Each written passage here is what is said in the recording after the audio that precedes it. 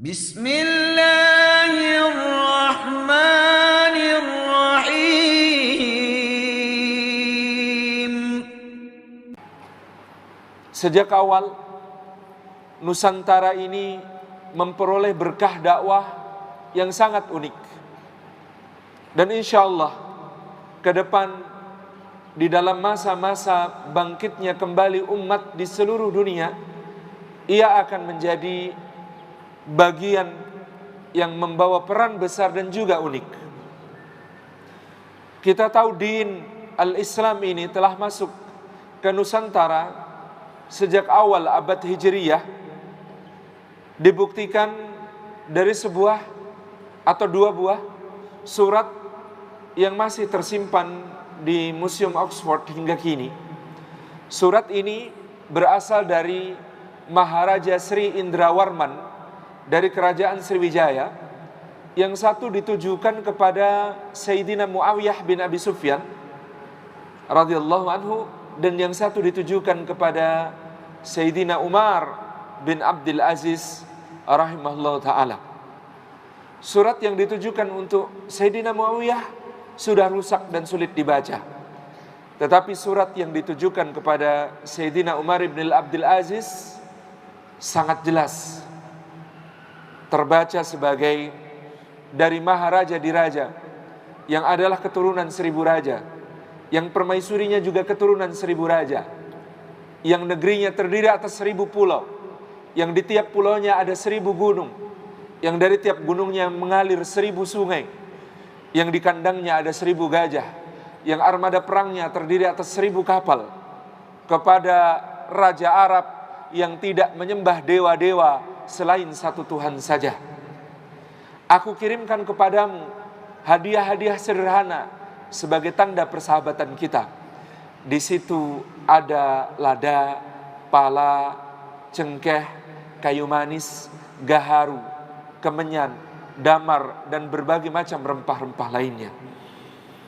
Sampai sekarang orang Arab sangat menyukai gaharu, yang pertama dikenal mula-mula dari hadiah Maharaja Indrawarman untuk Sayyidina Umar bin Abdul Aziz.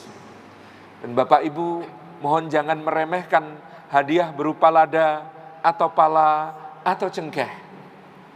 Pada masa kejayaan perdagangan lada, pala dan cengkeh di Eropa, misalnya pada masa Sultan Muhammad Al-Fatih bertahta di Turki Utsmani, ketika pasar Konstantinopel ditutup untuk perdagangan Eropa, maka orang membeli 1 kilogram lada dengan 2 kilogram emas.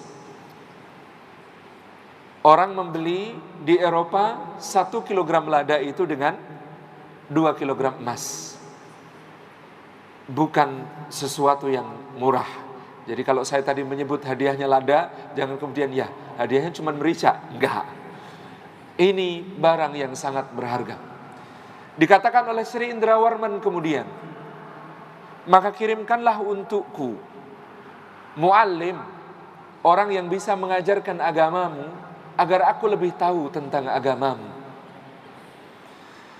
Surat ini disebut oleh Buya Hamka menunjukkan beberapa hal.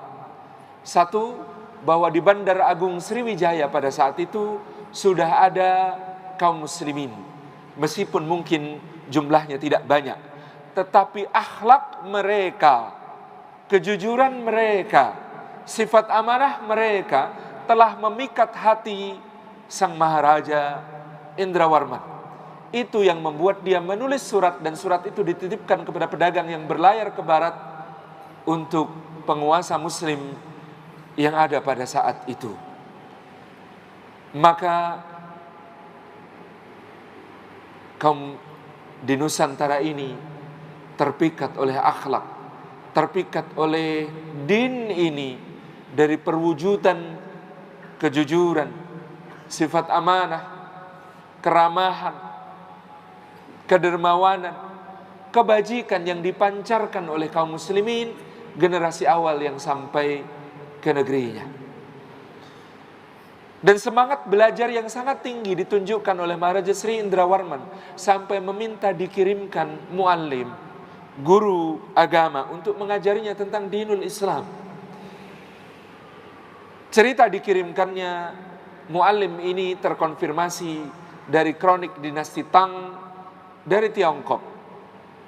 Dicatat dalam masa pemerintahan Wu Zetian, salah seorang kaisar perempuan dalam dinasti Tiongkok, dinasti Tang di Tiongkok, ada kiriman hadiah seorang budak berkulit hitam dari Maharaja Silifosi.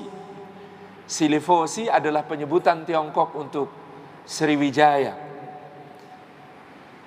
Budak berkulit hitam ini berasal dari Arab, dihadiahkan 2 budak sebenarnya kepada Sriwijaya oleh Umar bin Abdul Aziz, yang satu berkulit putih, yang satu berkulit hitam, untuk menunjukkan keagungan dinul Islam yang menaungi berbagai bangsa di berbagai belahan bumi. Kiriman budak berkulit hitam dan berkulit putih ini, ternyata yang berkulit hitam dihadiahkan oleh Maharaja Sri Indrawarman kepada Kaisar dinasti Tang di Cina. Berarti muallimnya, guru agamanya juga datang. Dalam hipotesis Maharaja Onggang Parlindungan yang meneliti berkas-berkas tentang surat Maharaja Indrawarman ini, disimpulkan bahwa kemungkinan besar dinasti dari Minangga Tamwan, ibu kota lama Sriwijaya, yang kemudian diturunkan oleh Dapun Tahyang Srijaya Naga ini, dari keluarga Indrawarman masuk Islam. Tetapi sayang masa pemerintahan mereka kemudian tidak bertahan lama, sehingga Maharaja Sri Indrawarman ini dikudeta oleh kekuatan besar yang didukung negeri seberang yang berkepentingan, yaitu negeri Tiongkok, untuk mengamankan pengaruhnya di Asia Tenggara. Mereka mendukung satu keluarga besar bernama Sailendra Vamsa atau Wangsa Sailendra untuk merebut kekuasaan di Sriwijaya. Dinasti Raja Muslim ini berakhir dan mereka masuk ke pedalaman. Subhanaka Allahumma wa bihamdika ashhadu an la ilaha illa anta astaghfiruka wa atubu ilaik. Alhamdulillah.